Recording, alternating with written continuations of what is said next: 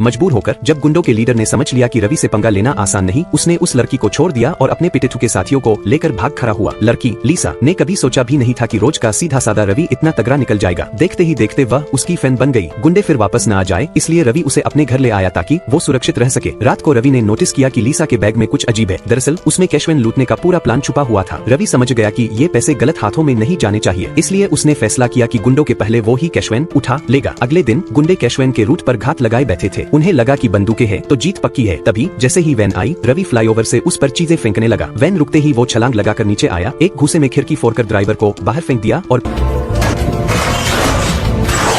पीछे का दरवाजा जबरदस्ती उखाड़कर सारा पैसा उठा ले गया। गुंडे गुस्से से जल उठे पर रेंज से बाहर होने के कारण कुछ कर नहीं पाए। घर पहुंचते ही रवि ने अपनी पसंद की लस्सी योगर्ट खोलकर छोटी सी सेलिब्रेशन कर ली। जल्द ही मुखौटा पहनकर कैशवैन लूटने वाले शख्स की खबर हेडलाइंस में आ गई। गुंडे आगबूला हो गए। उन्होंने कसम खाई कि उस आदमी को ढूंढकर खत्म कर देंगे। अब पैसे थे तो रवि ने लीसा को मॉल ले जाकर दिल खोलकर शॉपिंग करवाई। दोनों को लगा कि अब उनकी खुशहाल जिंदगी शुरू होने वाली है, लेकिन लौटते समय किसी बात पर बहस हो गई। नाराज लीसा बस पकड़कर निकलने लगी। बस स्टार्ट होने ही वाली थी कि अचानक पूरा वाहन तेजी से हिलने लगा। सब घबरा गए। असल में रवि ने पीछे से बस को उठाकर रोक लिया था। उसने वही माफी मांगी और सीधे बस में चढ़कर लीसा को वापस घर ले आया। लेकिन इसी हरकत ने उसकी पहचान खोल दी, क्योंकि इस बार उसके चेहरे पर मास्क नहीं था। आसपास के लोगों ने वीडियो रिकॉर्ड कर सोशल मीडिया पर डाल दिया। अब जब गुंडों को पता चला कि उनके दुश्मन की असली पहचान रवि है, उन्होंने उसे ढूंढकर बदला लेने का फैसला किया। खतरा समझकर रवि सारे पैसे लेकर लीसा को साथ लेकर शहर छोड़ने निकला। दोनों एक होटल में छुपे पर आधी रात फोन की घंटी बजी। दूसरी तरफ से कोई आवाज नहीं। रवि कुछ समझ पाता इससे पहले ही गुंडे का लीडर दरवाजा तोड़कर अंदर घुसा और रवि के कंधे में ट्रैंक्विलाइजर का इंजेक्शन मार दिया। होश आने पर रवि खुद को टेप से बंधा हुआ पाया। गुंडे उसे मारना नहीं चाहते थे, वे जानना चाहते थे कि उसकी सुपर पावर आई कैसे। उनका मानना था कि अगर उन्हें भी वो ताकत मिल जाए तो जिंदगी राजा की तरह काटेंगे। रवि कुछ बताना नहीं चाहता था, पर जब गुंडे ने लीसा को टॉर्चर करते वीडियो कॉल दिखाया तो मजबूर होकर रवि उसे नदी किनारे ले गया और सच बताया कि वो गंदे नाले में गिरा था और वही पानी पीने से उसकी बॉडी में बदलाव आया। गुंडा इसे मजाक समझ रहा था, उसे यकीन नहीं हुआ। इसी बीच गुंडे के पुराने दुश्मन वहाँ पहुँच गए और बिना चेतावनी फायरिंग शुरू कर दी। भगदड़ में लीसा भी गोली लगने से मर गई और गुंडे का लीडर भी मारा गया। दुश्मन उसके शरीर को जलाकर नदी में फेंक कर चले गए ताकि सबूत मिट जाए। रवि नदी किनारे लीसा को बाहों में पकड़े फूट फूट कर रोता रहा। उसे लगा यही उसकी कहानी खत्म हो गई।